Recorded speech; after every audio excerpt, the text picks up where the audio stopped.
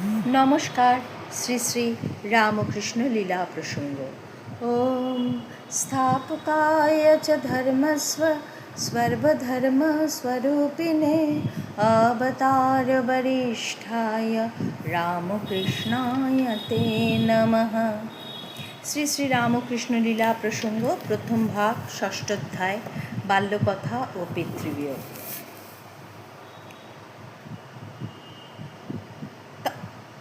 ক্ষুদিরাম ভাবিলেন, পুত্রের অন্নপ্রাশন 2-4 জন নিকট আত্মীয়কে নিমন্ত্রণ করিবেন এবং কোনো রকমে সেই কার্য শেষ করিবেন। কিন্তু ঘটনা অন্যরূপ হইয়া দাঁড়াইল।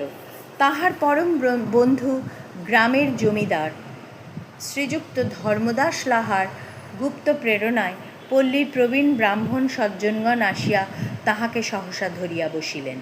পুত্রের অন্নপ্রাশন দিবসে তাহাদিগকে ভোজন করাইতে হইবে।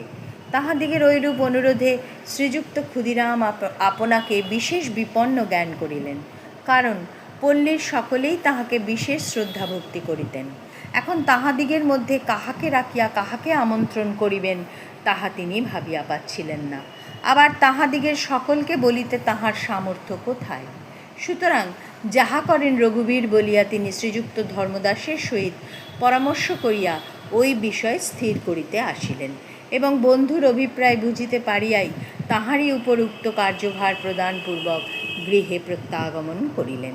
শ্রীযুক্ত ধর্মদাসও হৃষ্টচিত্তে অনেকাংশে আপন ব্যয় সকল বিষয়ের বন্দোবস্ত করিয়া উক্ত কার্য সুসম্পন্ন করিয়া দিলেন।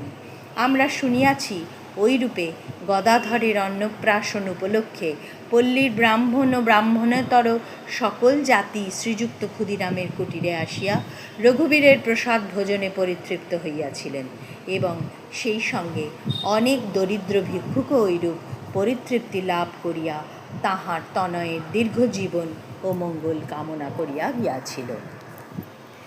দিন যাইবার সঙ্গে সঙ্গে গদাধর বাল্য চেষ্টাসমূহ মধুরতর হইয়া উঠিয়া চন্দ্রাদেবীর হৃদয়কে আনন্দ ও ভয়ের পূর্ণ প্রয়াগে পরিণত করিল। পুত্র জন্মিবার পূর্বে যিনি দেবতাদিগর নিকটে কোনো বিষয়ে প্রার্থনা করিয়া লইবার জন্য ব্যগ্র হইতেন না, সেই তিনিই এখন প্রতিদিন তনয়ের কল্যাণ কামনায় শতবার সহস্রবার জ্ঞাত ও অজ্ঞাতসারে তাহার মাতৃহৃদয়ের সকরুণ নিবেদন তাহাদিগের চরণে অর্পণ করিয়াও সম্পূর্ণ নিশ্চিন্তা হইতে পারিতেন না।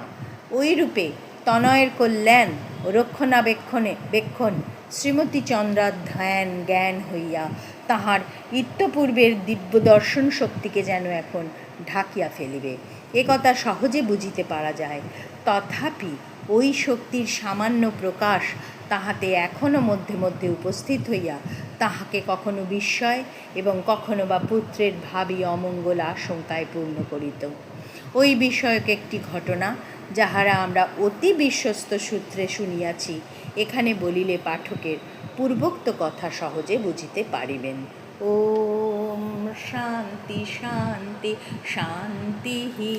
হরি ওম তৎসৎ। শ্রীরামকৃষ্ণার্পণমস্তু।